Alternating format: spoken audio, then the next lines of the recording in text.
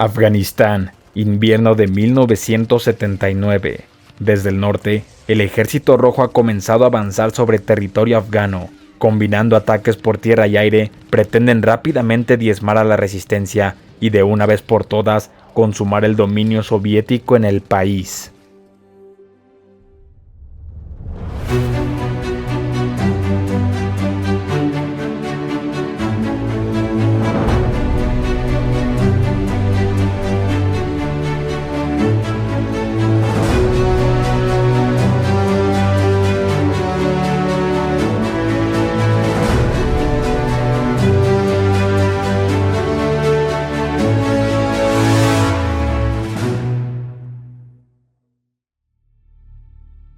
Para ponernos en contexto, demos un breve recorrido a la historia de Afganistán, un país sin salida al mar que se extiende sobre un terreno escabroso, casi inhóspito e históricamente ubicado en la intersección de grandes poderes adyacentes.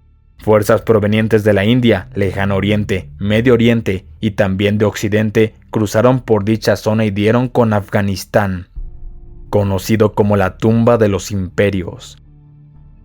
Inicialmente estaba habitado por múltiples tribus de origen mixto. Estas personas sobrevivieron por años en los muchos valles de la región, completamente aislados del mundo exterior, siendo la política y diplomacia de este prácticamente irrelevante para ellos.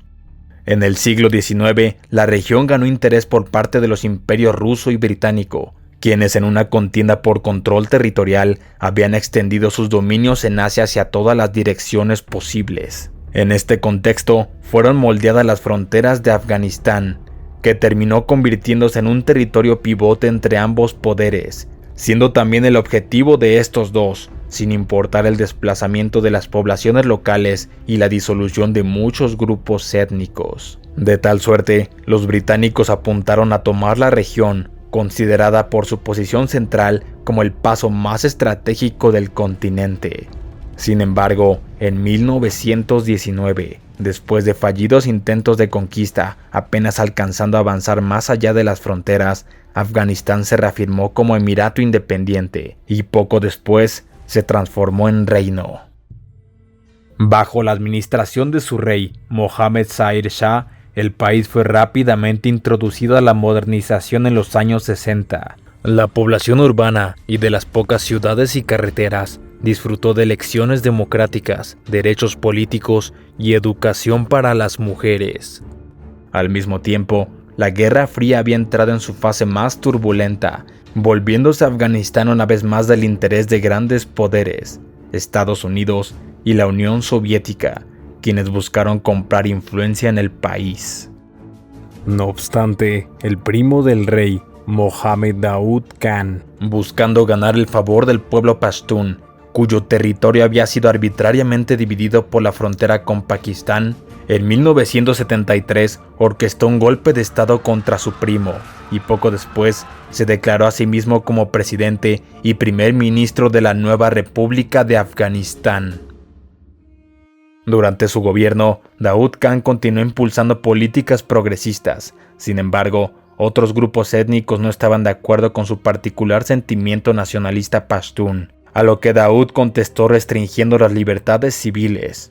En el ámbito político, tanto la izquierda como los grupos más tradicionalistas aborrecían su gobierno, lo que sería aprovechado por la Unión Soviética para preparar la Revolución Saur en abril de 1978.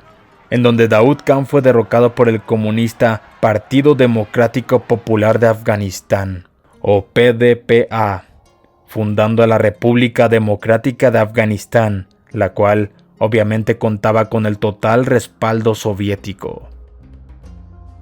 A fin de promover una rápida transición hacia el socialismo, el primer secretario general del PDPA, Nur Muhammad Taraki, impulsó de manera radical el progreso del país, otorgando más derechos sociales al pueblo afgano y estableciendo una igualdad generalizada. Pero dichos cambios resultaron muy invasivos para la gente del autosuficiente sector rural afgano, que ahora se encontraban bombardeados con impuestos, la imposición de una nueva reforma agraria, además de la amenaza que el socialismo y el Estado laico significaba contra las tradicionales estructuras de poder, lo que se tradujo en la impopularidad del gobierno socialista. Pero Hafizul Amin, presidente adjunto de la República, respondió al descontento de manera todavía peor a la que la administración anterior, y procedió a encarcelar y a ejecutar a los disidentes, lo que a su vez conllevó a los disturbios de marzo de 1979. El secretario general Nur Muhammad Taraki se vio obligado a recurrir a los soviéticos para combatir tanto a los manifestantes como al radical Amin. Por su parte, cuando Amin supo que Taraki pretendió removerlo del poder, lo mandó a asesinar y tomó su lugar como secretario general del PDPA, debilitando aún más la estabilidad del gobierno y la capacidad de respuesta contra los rebeldes. Ante la alarmante situación en Afganistán, el secretario general de la Unión Soviética, Leonid Brezhnev, estimó que la URSS debía tomar el control de la situación de forma directa, removiendo al incontrolable Amin y pacificando la anarquía existente. A Brezhnev le preocupaba el hecho de que la revolución de Irán, que había transformado a ese país en una república islámica, se extendiera a Afganistán y posteriormente a las demás regiones musulmanas bajo la influencia soviética, lo que significaría el total colapso de su control en dichos territorios. Esto no podría ni debería pasar. En la víspera de Navidad de 1979, desde el norte, combinando ataques por tierra y aire, la ofensiva soviética para invadir Afganistán comenzó. Rápidamente, el Ejército Rojo se hizo de varias zonas urbanas, carreteras y líneas de comunicación. El mismo Amin fue capturado y ejecutado. Este sería reemplazado por el más moderado Babrak Karmal. Mientras la invasión soviética estaba en curso, la tensión internacional aumentó vertiginosamente, dividiendo la opinión acerca de si se trataba de una intervención o una invasión. Occidente y muchos países musulmanes optaron por lo segundo. Entretanto, los caudillos tribales habían sido forzados a huir a las montañas por los soviéticos. Sin embargo, esto solo significaría el comienzo de una nueva etapa en el conflicto, ya que la devoción ortodoxa y el ateísmo de los invasores dio a pie a que los locales tomaran esto como un yihad o guerra santa, y pronto los diferentes caudillos se unieron bajo el nombre de mujahidines, resueltos a derrotar a los soviéticos. Simultáneamente, Estados Unidos, quien contemplaba desde hace tiempo la situación en Afganistán, vio en el conflicto una gran oportunidad para sembrar todavía más desastre en el patio trasero de su gran rival. Así, comenzaron a proveer con armas y suministros a los mujahidines desde Pakistán. Evidentemente, el objetivo de Estados Unidos era contener al comunismo. Por su parte, los mujahidines querían un Afganistán independiente e islámico, mientras que Pakistán consideraba favorable a sus intereses una cooperación panislámica. El llamado al yihad de los mujahidines atrajo también a muchos combatientes y financiadores independientes venidos del extranjero para unirse a la lucha. Uno de los más prominentes fue Osama Bin Laden, de quien tal vez ya has oído hablar.